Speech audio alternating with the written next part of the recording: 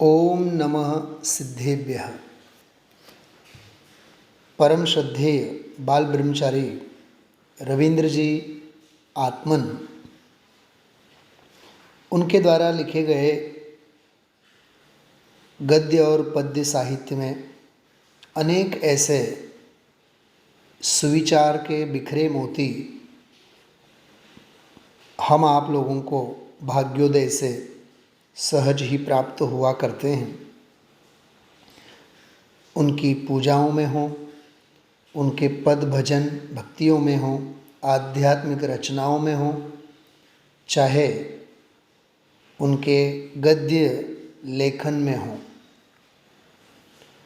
यहाँ हम आप लोग कुछ एक अनमोल वचनों के अमृत का रसपान करते हैं।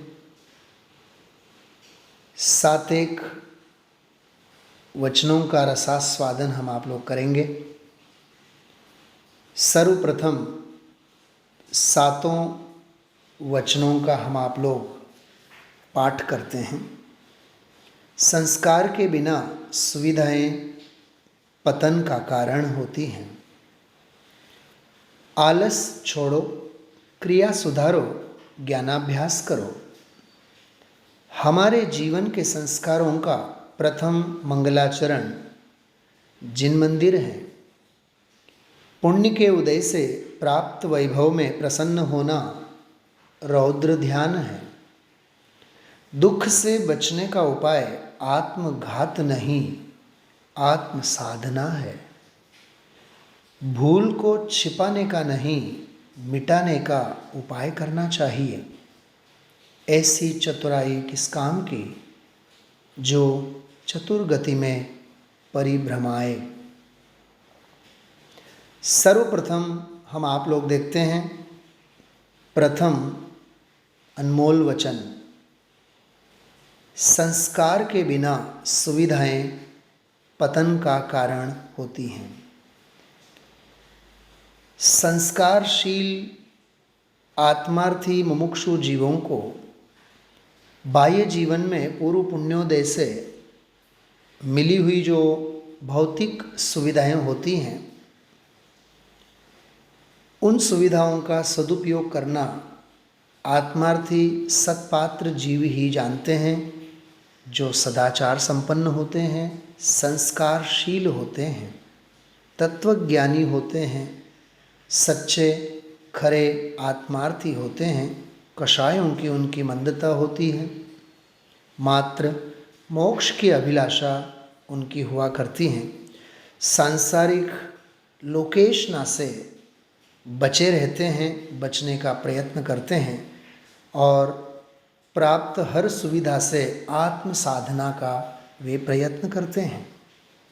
लेकिन संस्कार नहीं, तत्वज्ञान नहीं, धर्म दृष्टि नहीं, तो प्राप्त चाहे भौतिक सुविधाएं हों, चाहे धार्मिक आध्यात्मिक सुविधाएं हों, वो मान पान आदि कषायों के पोषण के लिए ही जीव किया करते हैं। इसलिए यहाँ कहा गया है, संस्कार के बिना सुविधाएं पतन का कारण हुआ करती हैं। पात्र बिना वस्तु न रहे, पात्रे आत्मिक ज्ञान, पात्र थवा सेवो सदा, ब्रह्मचर्य मतिमान। दूसरे अनमोल वचन की तरफ हम आप लोग आगे बढ़ते हैं। आलस छोड़ो, क्रिया सुधारो, ज्ञानाभ्यास करो। छोटे से इस अमृत वचन में पंडित जी साहब ने 3 बातें हम आप लोगों को समझाना चाहिए। सर्वप्रथम आलस छोड़ो, क्योंकि आलस्यो ही मनुष्यानाम शरीरस्थो महारिपुः। आलस प्रमाद, कुशलेषु अननुरागः। कुशल कार्यों के प्रति अनुराग का नहीं होना, धार्मिक अनुष्ठान धार्मिक आयोजनों के प्रति उत्साह का नहीं होना, ये विचिकित्सा है, सबसे बड़ा प्रमाद है, सबसे बड़ा आलस है। इसलिए हमें स्वाध्यायात् मा प्रमदितव्यम, स्वाध्याय, चिंतन, मनन, आत्मकल्याण इत्यादि कार्यों में कभी भी प्रमाद नहीं करना चाहिए। और अपनी खोटी प्रवृत्तियों से बचे रहना चाहिए और अपनी खोटी क्रियाओं से हटकर सत्क्रियाओं में हमें लगना चाहिए। देवदर्शन, स्वाध्याय, अध्ययन, दान, तीर्थ यात्रा, सामायिक आदि आत्मार्थी के व्यक्तित्व को शोभास्पद ऐसी सत्क्रियाओं का जरूर पालन करना चाहिए।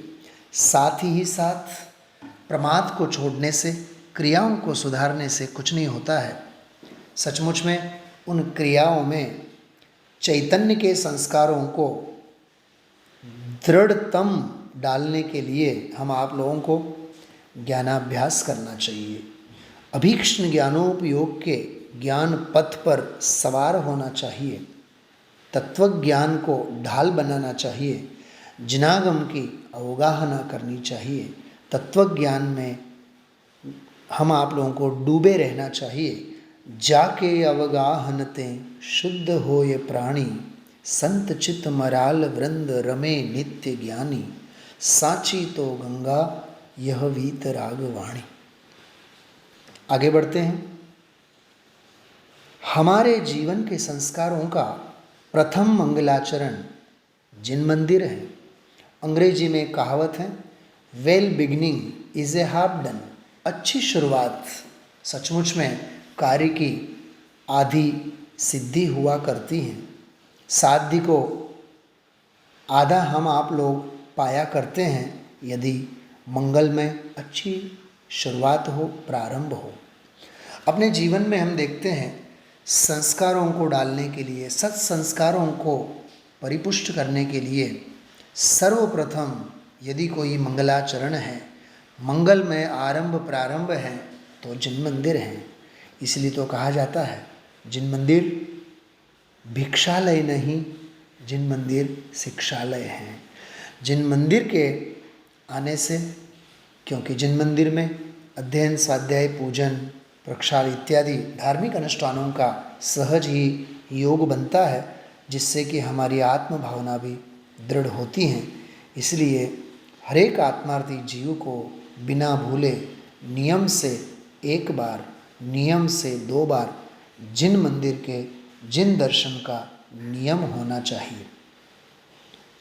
पुण्य के उदय से प्राप्त वैभव में प्रसन्न होना रौद्र ध्यान है। 4 प्रकार के ध्यान आगम में कहे गए हैं। आर्त ध्यान, रौद्र ध्यान, धर्म ध्यान, शुक्ल ध्यान। शुक्ल ध्यान तो श्रेणी के गुणस्थानों में ही होता है।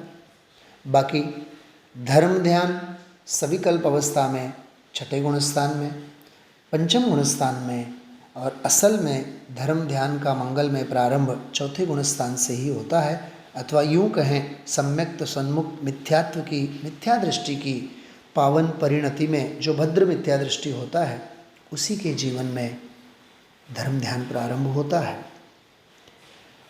धर्म और शुक्ल ध्यान दोनों शुभ ध्यान कहे गए हैं, लेकिन आर्त ध्यान और रौद्र ध्यान दोनों अशुभ ध्यान कहे गए हैं।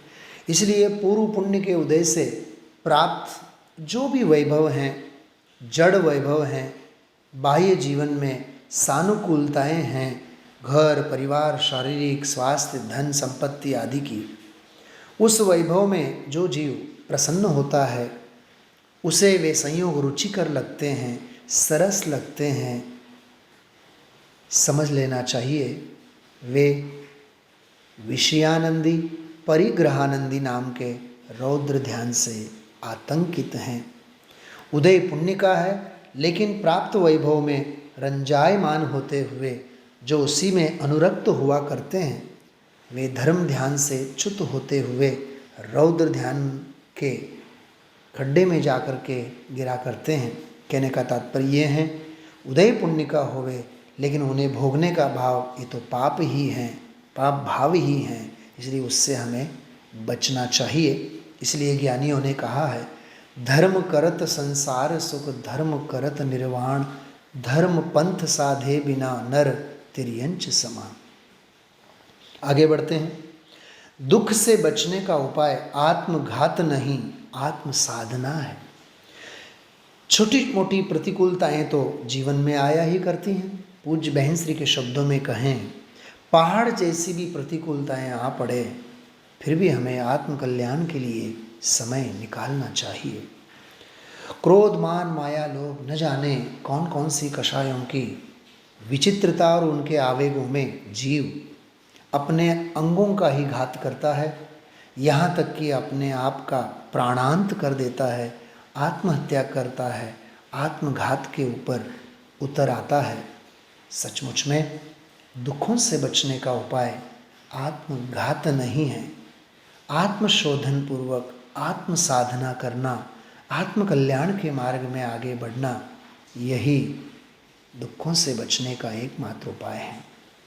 किसी कवि ने बड़ी अच्छी बात कही है, साधना के रास्ते आत्मा के वास्ते, चल रे राही चल, चल रे राही चल। अनमोल वचन के क्रम में हम आप लोग आगे बढ़ते हैं छठे वचन की तरफ। भूल को छिपाने का नहीं, मिटाने का उपाय करना चाहिए। यदि किसी रोग से हम आप लोग ग्रस्त हैं, रोगी बने हैं, तो जितना हो सके उतना उस संबंधी यथायोग्य उपचार का होना, पथ्य सेवन होना, यह आवश्यक होता है। हमसे भूल होती है, कोई दोष होते हैं, अतिचार, अनाचार आदि, लेकिन दोषों का प्रायश्चित्त करना, प्रतिक्रमण करना, आलोचना विधि से अपने आप को परिशुद्ध करना, छेदोपस्थापित करना, छेद यानी दोष, उपस्थापित मतलब छेदों से छूटकर पुनः गुणों का अर्जन करना, सत्पथ पर आगे आना। तो भूलों को हमें सचमुच में छुपाना नहीं चाहिए। यदि हम भूलों को छिपाते हैं तो सचमुच में हम गुणों से बहुत दूर रहा करते हैं। इसलिए उन्हें मिटाने का हमें उपाय करना चाहिए। अपनी खामियों को, अपनी कमियों को हमेशा दूर करने का प्रयत्न करना चाहिए और गुण ग्रहण, गुणार्जन, गुण संपन्न होने का हमें प्रयत्न करना चाहिए। ऐसी चतुराई किस काम की जो चतुर गति में परिभ्रमाए।